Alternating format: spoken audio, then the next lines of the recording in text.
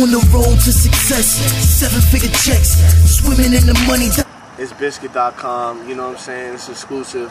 You know, I don't like to do things like everybody else doing. Yes, I don't, you know.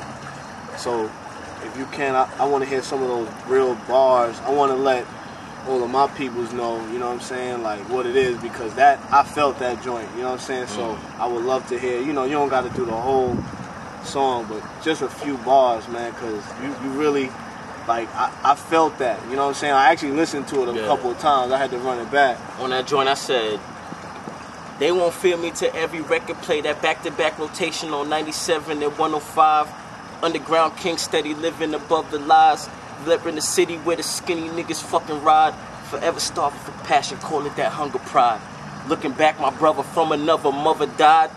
Losing sleep cause he passed away right in front of my eyes. My pops applying CPR, he was blue in the face. The paramedics moving late and I knew it was fate. The streets relate to my story, I speak that stress and pain. I wish my niggas was here to witness success's name. I speak the names of the fallen so they...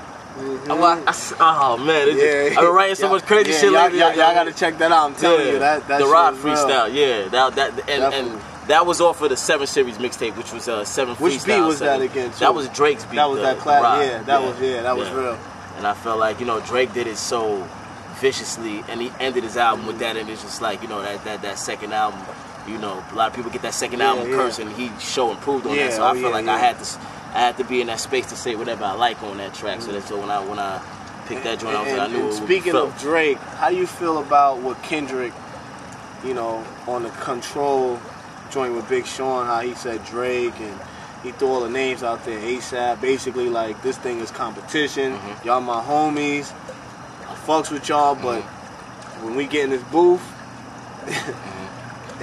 it's all out war. I think it's good for the sport. I think it's good for the culture. I think that, you know, Kendrick wasn't afraid to, you know, liven up this thing we call hip hop. You know, sometimes a lot of people become a little buddy like, yo, I fucks with him, and I will never go at him or anybody over here. Like, you know what I'm saying? But at the same time, it's like niggas got that lyrical ability that people want to hear. So I think that Kendrick just spiced it up a little bit going into the fourth quarter, especially with his partner Schoolboy Q on the way. So shout out to Kendrick, you did something real big for the culture. Did you feel like, because you know, he at the end of the day he said he's the king of New York. So like as an MC, you know, being from New York, do you feel like you need to put him in his place? Like, did you feel like you know what I'm saying? How did you feel about that whole? Because I'm not an MC, you know what I'm saying? But like when I heard that, I was just like, hold up. Like, you know what's crazy? I'm glad you said that. And you know, live and direct on ItsBizkit.com. Y'all getting this first. If people notice the wordplay, he said it's like he didn't say verbatim "King of New York." He said he's basically reminiscent of Machiavelli and the King of New York, B.I.G. People took it and ran with it as if it's just him being King of NY, and it wasn't 100% like that. He was actually paying homage to Big and Pac in a line, if you caught it, if you looked into exactly what he said. So look, shout out to Kendrick Lamar, man. Shout out to Top Dog Entertainment. It's big for the sport.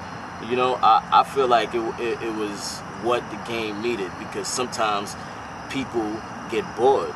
They say, damn, it's like everybody's cool, like nobody's really pushing the envelope, where Good Kid, Mad City pushed the envelope. Drake's albums push the envelope. J. Cole's albums push the envelope, and this will help them continue to push it. And I know deep down Drake heard that, and he was like, oh yeah, there's gonna be some joints on this album now. I gotta throw some joints on this album for people who think I can't spit. Because people, whoever thinks that Drake wasn't affected from that, y'all must not have heard 5 a.m. in Toronto, because that man got that. He got that pen. He got that pen. Shout out to Drizzy. Shout out to everybody in the industry that's actually pushing the culture forward. Period.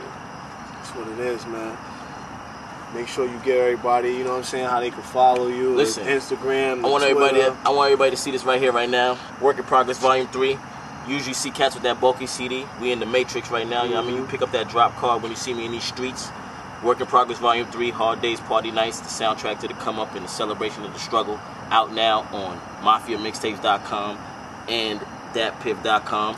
You can get in touch with me directly at Who'slow84 on Twitter, at ThisIs_LO on Instagram, and stay tuned because the best is yet to come.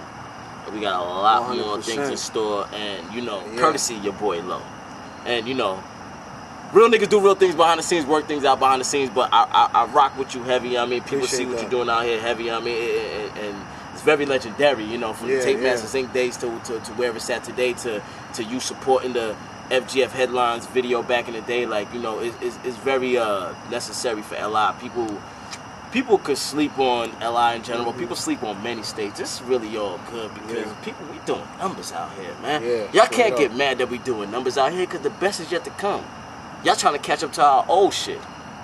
You gotta let me host that next joint too. Listen, we could work something out because, you know, people that heard the Every Ever 7 series part 1, they know a part 2 is gonna come, and you know, it would be an honor and a privilege. Visuals, everything. Yeah, we could. We gonna talk. We gonna talk though. Cause we work. We both on that same work lane. Like, we're not afraid to wake up 7 days a week, 8 days a week, and get it done. We on that motherfucking 25/8. Get it straight. Get it right. Yes. BIZKIT. Low. You know what it is, man. Stay tuned.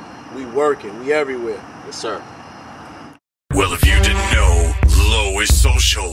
Follow him on Twitter at who'slow84. And of course, he's on Facebook.com/whoislow.